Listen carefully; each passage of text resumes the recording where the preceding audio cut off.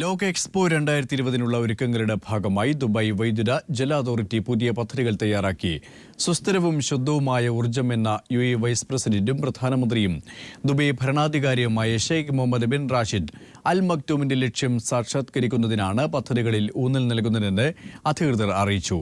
പുനരുൽപാദന ഊർജ്ജ പദ്ധതികൾക്കും വൈദ്യുതി ജലവിതരണം ലോക നിലവാരത്തിലാക്കുന്നതിനും 260 കോടി ദിർഹമാണ് നീക്കിവച്ചിരിക്കുന്നതെന്ന് ഡിവൈം ടീം സിഇഒമായ സയ്യിദ് മുഹമ്മദ് അൽ തായർ അറിയിച്ചു. 2016-ൽ 1416 കോടി ദിർഹമാണ് ദിവയുടെ പ്രവർത്തന ബജറ്റ്. 2015-ൽ ഇത് 1346 കോടി ദിർഹമായിരുന്നു. ഭീകരവാദ സംഘടനയായ ഇസ്ലാമിക് സ്റ്റേറ്റിൽ ചേരുകയും സിറിയയിൽ പോരാട്ടത്തിൽ ഏർപ്പെടുകയും ചെയ്ത കേസിൽ 4 സ്വദേശികൾക്ക് UAE സുപ്രീം കോടതി വധശിക്ഷ വിധിച്ചു. കേസിൽ ഉൾപ്പെട്ട മറ്റ് 6 പ്രതികൾക്ക് 3 മുതൽ 10 വർഷം വരെ തടവ് ശിക്ഷ വിധിച്ചപ്പോൾ ഒരു സ്വദേശിയെ കുറ്റവിമുക്തനാക്കി. യമനിലെ ഹൂതി വിമതർക്ക് സഹായം നൽകിയതുമായി ബന്ധപ്പെട്ട മറ്റൊരു കേസിൽ 3 പ്രതികൾക്ക് 10 വർഷം തടവും വിധിച്ചിട്ടുണ്ട്. ജഡ്ജി മുഹമ്മദ് ജൻറ അൽ നുവേജിയാണ് വിധി പ്രഖ്യാപിച്ചത്. വാണിജ്യ മാസികയായ അറേബ്യൻ ബിസിനസ് പ്രഖ്യാപിച്ച ഗൾഫ് മേഖലയിലെ ഏറ്റവും സമ്പന്നരായ 50 ഇന്ത്യക്കാരുടെ പട്ടികയിൽ കേരളത്തിൽ നിന്നുള്ള 13 പ്രമുഖർ. 1-ാം സ്ഥാനത്ത് RP group companies chairman doctor Ravi പിള്ളയാണ്. $460 കോടി രവി പിള്ളയുടെ ആസ്തി. ലുലു ഗ്രൂപ്പ് മേധാവി MA യൂസഫ് അലിയാണ് മലയാളികളിൽ 2-ാം സ്ഥാനത്ത്. ആകെ ആസ്തി $447 കോടി. പട്ടികയിൽ GEMS education chairman Sunny Varkey 3-ാം സ്ഥാനത്തും Amsterdam group chairman doctor Azad Moopen 4-ാം സ്ഥാനത്തുമാണ്.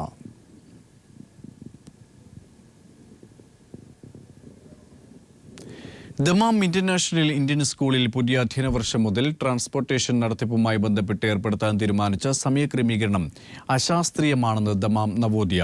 വിദ്യാർത്ഥികൾക്കും രക്ഷിതാക്കൾക്കും പ്രത്യക്ഷത്തിൽ ദുരിതം സമ്മാനിക്കുന്നതാണ് പുതിയ തീരുമാനമെന്നും നവോദയ. പുതിയ സമയക്രമം അനുസരിച്ച് കാലത്ത് 7 മണിക്ക് ഗേൾസ് സെക്ഷനും 8:30-ന് ബോയ്സ് സെക്ഷനും ആരംഭിക്കുകയും യഥാക്രമം ഉച്ചയ്ക്ക് 1 മണിക്കും 2:30-നും ക്ലാസുകൾ അവസാനിപ്പിക്കുകയും ചെയ്യുന്ന രീതി വിദ്യാർത്ഥികളുടെ സുരക്ഷയെ ബാധിക്കുന്നത് മാത്രമല്ല, രക്ഷിതാക്കൾക്ക് പ്രയാസങ്ങൾ സമ്മാനിക്കുന്നതുമാണ്. രക്ഷിതാക്കളിൽ നല്ലൊരു ശതമാനം 2 പേരും ജോലി ചെയ്യുന്നവരായിരിക്കെ ഇവർ ജോലിക്ക് പോകുന്ന വേളയിൽ കുട്ടികളെ വീട്ടിൽ തനിച്ചാക്കി പോകേണ്ടി വരുന്ന അവസ്ഥയാണ് പുതിയ സമയക്രമത്തിലൂടെ സംജാതമാകാൻ പോകുന്നത്. ഇത് സൃഷ്ടിക്കുന്ന മാനസിക പ്രയാസങ്ങളും മറ്റു തരത്തിലുള്ള ബുദ്ധിമുട്ടുകളും കാണാതെ തികച്ചും ഏകപക്ഷീയമായി സമയമാറ്റം എന്ന തീരുമാനം നടപ്പിലാക്കുന്നത് ശരിയായ നടപടിയല്ല. 7 മണിക്ക് ക്ലാസ്സിൽ എത്തിച്ചേരേണ്ട കുട്ടികൾ കാലത്ത് 5:30-ന് മുൻപ് തന്നെ യാത്ര ആരംഭിക്കേണ്ടി വരും എന്നത് യാഥാർത്ഥ്യം. അൽഹസ, അബ്കൈക് തുടങ്ങിയ വിദൂര പ്രദേശങ്ങളിൽ നിന്ന് വരുന്ന കുട്ടികളുടെ കാര്യം ഇതുവഴി ഏറെ കഷ്ടമായിരിക്കും എന്നും നവോദയ പ്രസ്താവനയിൽ പറഞ്ഞു. ഇടത്തരക്കാരായ ബഹുഭൂരിപക്ഷം രക്ഷിതാക്കളും ജോലിയുടെ സൗകര്യവും സാമ്പത്തിക ബാധ്യതകളും കണക്കാക്കി സ്വന്തം വാഹനങ്ങളിൽ സ്കൂളിൽ കുട്ടികളെ എത്തിക്കുകയും തിരിച്ചെടുക്കുകയും ചെയ്യുന്ന രീതിയാണ് നിലവിൽ സ്വീകരിച്ചു പോരുന്നത്. സമയമാറ്റത്തിലൂടെ പുതുതായി കരാർ ഉറപ്പിക്കാൻ പോകുന്ന ട്രാൻസ്പോർട്ടേഷൻ കമ്പനിക്ക് നേട്ടമുണ്ടാക്കാൻ മാത്രമായുള്ള സമയക്രമീകരണം പൊതുവെ തൊഴിൽ മേഖലയിൽ അസ്ഥിരത അനുഭവപ്പെടുന്ന ബഹുഭൂരിപക്ഷം രക്ഷിതാക്കൾക്കും പ്രത്യക്ഷത്തിൽ തന്നെ ദുരിതം സമ്മാനിക്കുന്ന ഒന്നു മാത്രമാണെന്ന് നവോദയ അഭിപ്രായപ്പെട്ടു. പൊതു താൽപര്യത്തിന് വിരുദ്ധമായ സമീപനം അധികാരികൾ ഉപേക്ഷിക്കുകയും രക്ഷിതാക്കളുടെയും കുട്ടികളുടെയും പ്രയാസങ്ങൾ മനസ്സിലാക്കി അവരുമായി കൂടിയാലോചനകൾ നടത്തി അഭിപ്രായ സ്വരൂപീകരണത്തിലൂടെ നിലവിലുള്ള പ്രശ്നങ്ങൾക്ക് പരിഹാരം കാണുകയാണ് വേണ്ടതെന്നാണ് നവോദയ പ്രസ്താവനയിലൂടെ അഭ്യർത്ഥിച്ചത്. News bureau, Dammam. സൗദി കിഴക്കൻ പ്രവിശ്യയിലെ പ്രമുഖരായ യുണൈറ്റഡ് ഫുട്ബോൾ ക്ലബിന്റെ 7-ാം വാർഷികാഘോഷങ്ങൾ മുൻ കേന്ദ്രമന്ത്രി KC വേണുഗോപാൽ MPയും ദമാം മുനിസിപ്പാലിറ്റി പരിസ്ഥിതിയാരോഗ്യ വിഭാഗം ഡയറക്ടർ ഡോക്ടർ സമീർ അൽ സായറും കേക്ക് മുറിച്ച് ഉദ്ഘാടനം നിർവഹിച്ചു. ക്ലബിന് 5 വർഷം തുടർച്ചയായി ജേഴ്സി അണിഞ്ഞ കളിക്കാർക്കുള്ള ഉപഹാരവും സർട്ടിഫിക്കറ്റും മുൻ ചെക്ക് റിപ്പബ്ലിക് താരം ഡോക്ടർ മാർട്ടിൻ പാച്ചോലക് സമ്മാനിച്ചു.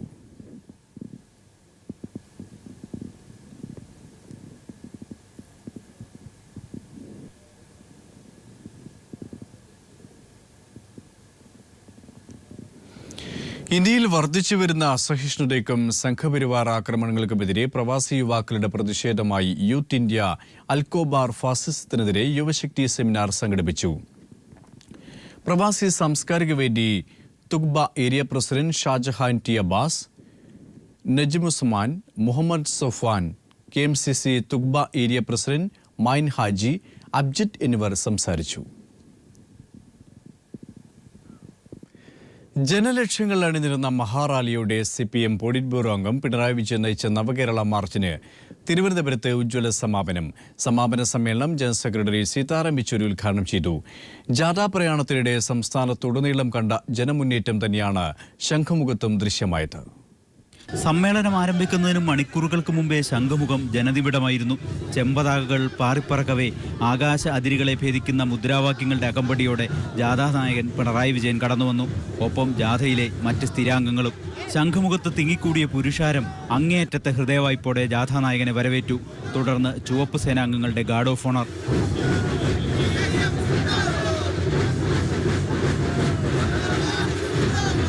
മലയാളത്തിന്റെ മഹാകവി ONV ആദരാഞ്ജലി അർപ്പിച്ചാണ് നവകേരള മാർച്ചിന്റെ സമാപന സമ്മേളനം ആരംഭിച്ചത്. സംസ്ഥാന സെക്രട്ടറി കോടിയേരി ബാലകൃഷ്ണൻ സമാപന സമ്മേളനത്തിൽ അധ്യക്ഷനായി. അഖിലേന്ത്യാ ജനറൽ സെക്രട്ടറി സീതാറാം യെച്ചൂരി സമാപന സമ്മേളനം ഉദ്ഘാടനം ചെയ്തു.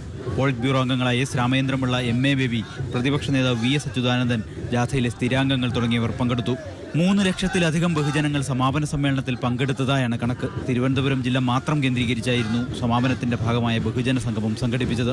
ജാഥാപ്രയാണത്തിനിടെ സംസ്ഥാനത്തുടനീളം കണ്ട ബഹുജന മുന്നേറ്റം തന്നെയായിരുന്നു ശംഖുമുഖത്തും ദൃശ്യമായത്.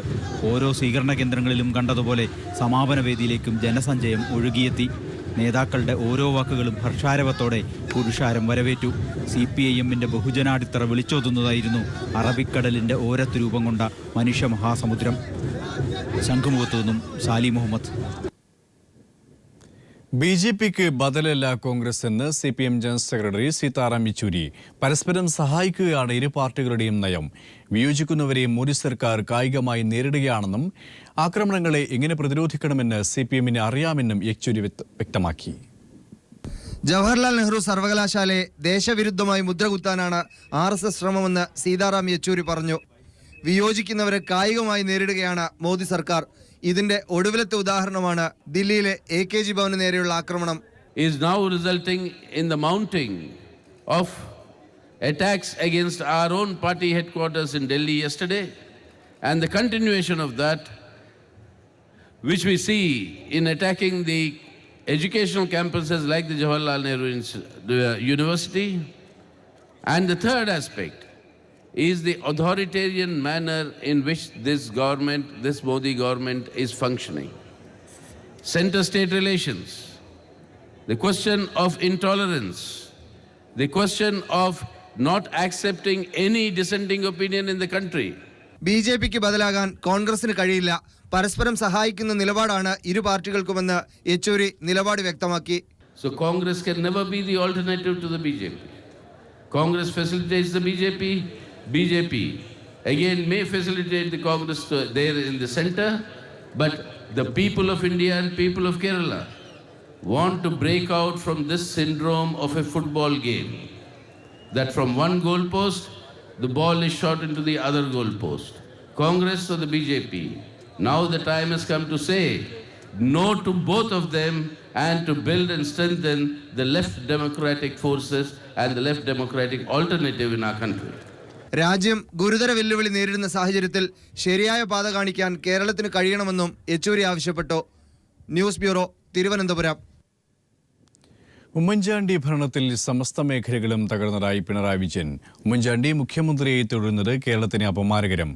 അഴിമതി ഭരണത്തിൽ സുധീരന്റെ ആദർശധീരത എവിടെ പോയെന്നും പിണറായി ചോദിച്ചു. ഒരു കൂടിയാലോചന നടക്കുന്നുണ്ട്. ആ കൂടിയാലോചനയാണ്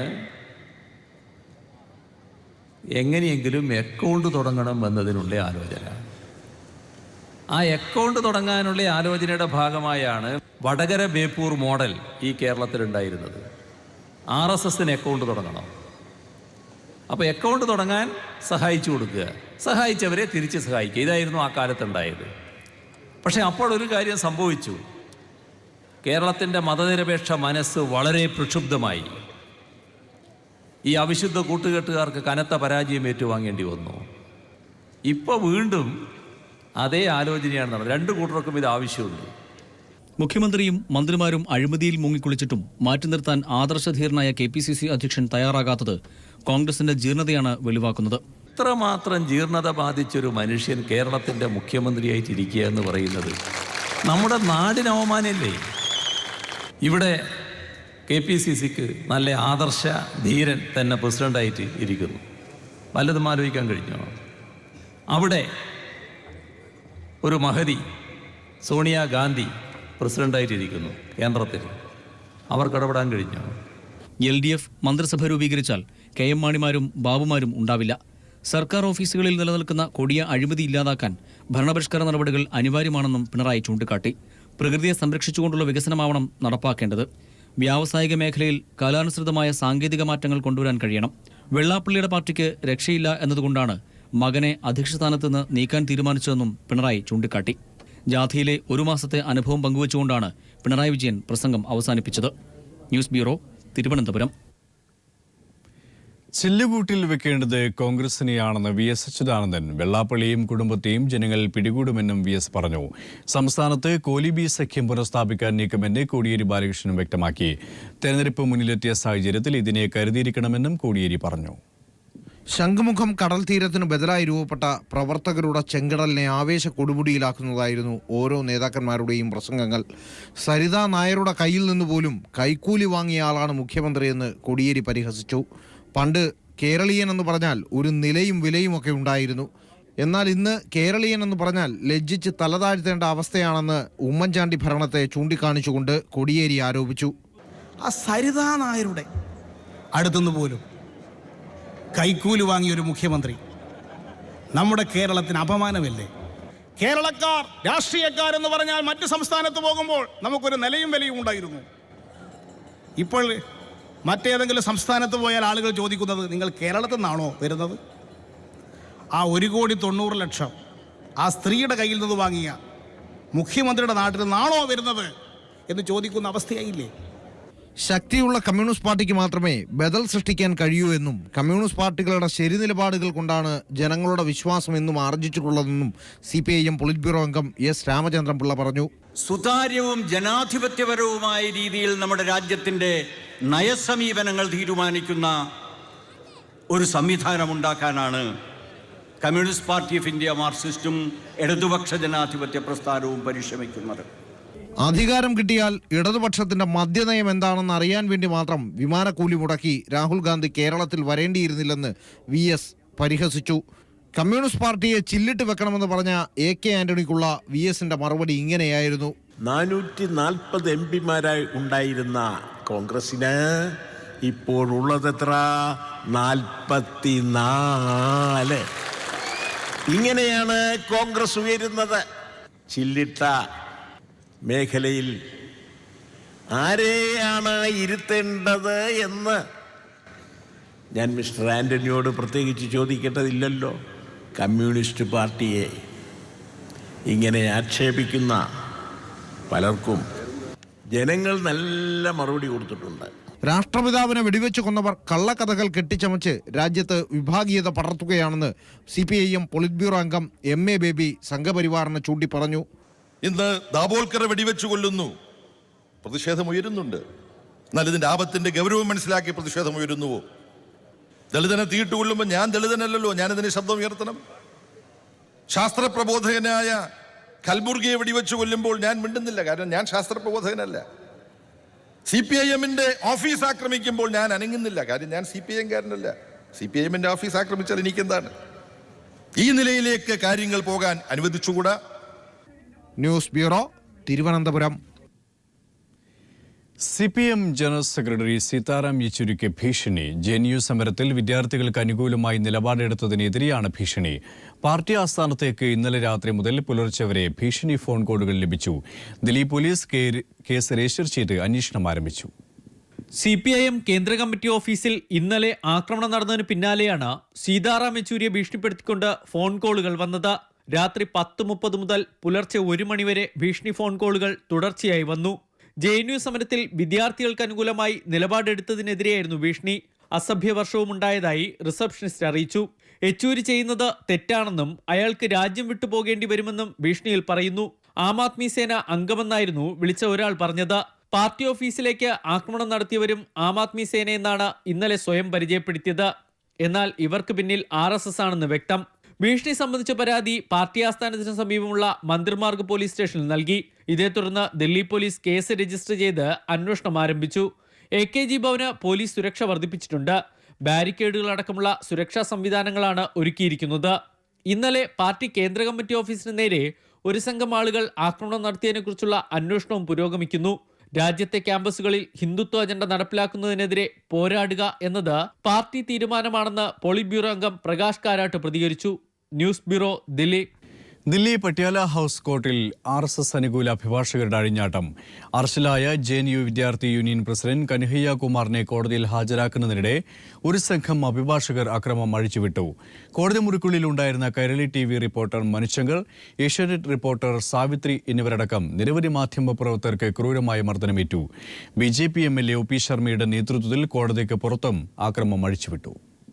ഉച്ചയ്ക്ക് 1:30 മുതൽ 5 മണിക്കൂറോളം നീണ്ട RSS അഭിഭാഷകരുടെയും അക്രമികളുടെയും അഴിഞ്ഞാട്ടത്തിനാണ് രാജ്യ തലസ്ഥാനം സാക്ഷ്യം വഹിച്ചത്.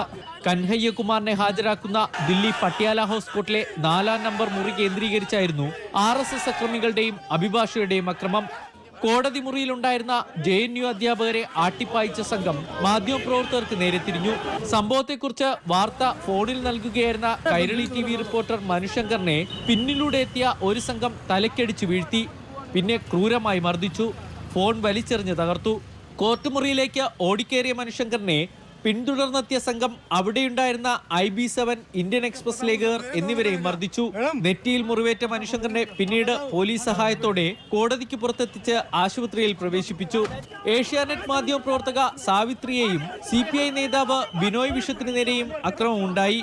അക്രമം നടക്കുമ്പോൾ കേന്ദ്ര ധനകാര്യമന്ത്രി അരുൺ ജെയ്റ്റ്ലി മറ്റൊരു കേസിനായി പട്യാല ഹൗസ് കോടതിയിലുണ്ടായിരുന്നു. കോടതിക്ക് പുറത്ത് BJP MLA OP ശർമ്മയുടെ നേതൃത്വത്തിലും അനിഷ്ട സംഭവങ്ങളുണ്ടായി. JNU അടച്ചുപൂട്ടുക, പാകിസ്ഥാനിലേക്ക് പോവുക തുടങ്ങിയ മുദ്രാവാക്യങ്ങൾ അക്രമികൾ വിളിച്ചു പറയുന്നുണ്ടായിരുന്നു. കൻഹയ്യ കുമാറിനെ ഹാജരാക്കുമ്പോൾ വിദ്യാർത്ഥികളെ പാഠം പഠിപ്പിക്കണമെന്ന തരത്തിലുള്ള വാട്സപ്പ് സന്ദേശങ്ങൾ ഈ അഭിഭാഷകർ ഇന്നലെ മുതൽ പ്രചരിപ്പിച്ചിരുന്നു. എന്നിട്ടും വേണ്ടത്ര സുരക്ഷയൊരുക്കാൻ ദില്ലി പോലീസ് തയ്യാറായില്ല. പലപ്പോഴും കാഴ്ചക്കാരുടെ റോളിലായിരുന്നു പോലീസ്. മാധ്യമപ്രവർത്തകർക്ക് നേരെ നടന്ന ആക്രമണത്തിൽ ദില്ലി ജേർണലിസ്റ്റ് യൂണിയനും കേരള ജേർണലിസ്റ്റ് യൂണിയനും പ്രതിഷേധം രേഖപ്പെടുത്തി.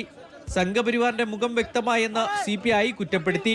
കോടതി നടപടികൾ തടസ്സപ്പെട്ടതിനെ തുടർന്ന് ജഡ്ജിയുടെ ചേംബറിൽ ഹാജരാക്കിയ കൻഹയ്യ കുമാറിനെ 2 ദിവസത്തേക്ക് പോലീസ് കസ്റ്റഡിയിൽ വിട്ടു. ഇന്ത്യൻ നീതിന്യായ വ്യവസ്ഥയ്ക്കും ജനാധിപത്യത്തിനും നാണക്കേടാവുന്ന സംഭവവികാസങ്ങളാണ് ഇന്ന് ദില്ലി പട്യാല ഹൗസ് കോർട്ടിൽ അരങ്ങേറിയത്. എതിരഭിപ്രായങ്ങളെ അടിച്ചമർത്തുന്ന ഇവർ ആർക്കു വേണ്ടിയാണ് നിലകൊള്ളുന്നത്?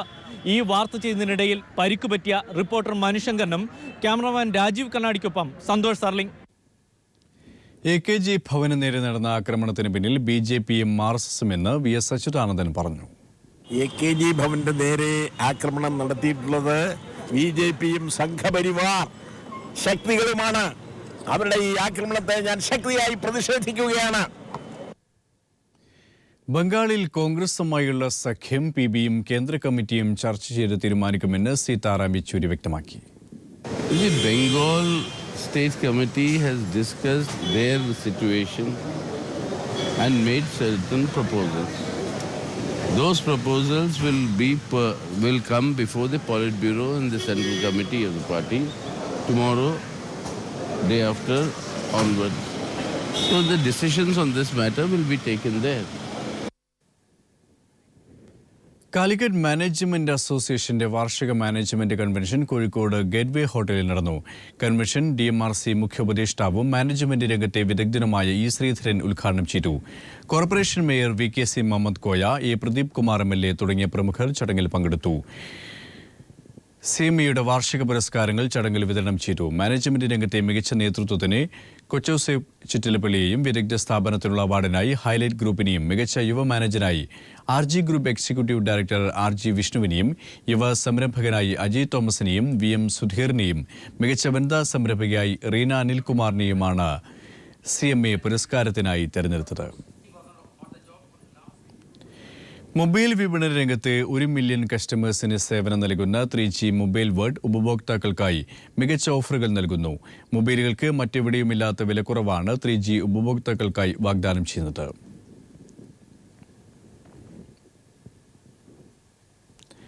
കാസർകോട്ടെ CPM നേതാവായിരുന്ന C. കൃഷ്ണൻ നായരുടെ സ്മരണയ്ക്ക് ഏർപ്പെടുത്തിയ മാധ്യമ അവാർഡുകൾ കാലിക്കടവിൽ നടന്ന അനുസ്മരണ ചടങ്ങിൽ Kairali TV news director NP Chandrasekharan വിതരണം ചെയ്തു.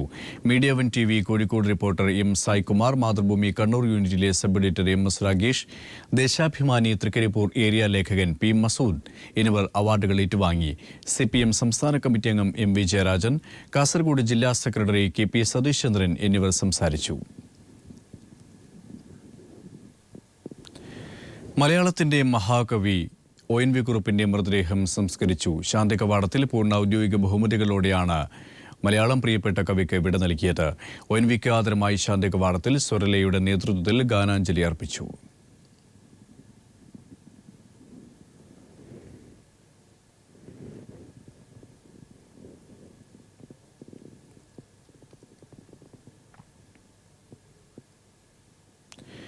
ONVയുടെ ജന്മനാടായ ചവറയിൽ കലാഗ്രാമം സ്ഥാപിക്കുമെന്ന് മുഖ്യമന്ത്രി. തിരുവനന്തപുരത്ത് ONVയുടെ പ്രതിമ സ്ഥാപിക്കുമെന്ന് മുഖ്യമന്ത്രി നിയമസഭയിൽ പറഞ്ഞു. ONVക്ക് ചരമോപചാരം അർപ്പിച്ച് സഭ ഇന്നത്തേക്ക് പിരിഞ്ഞു.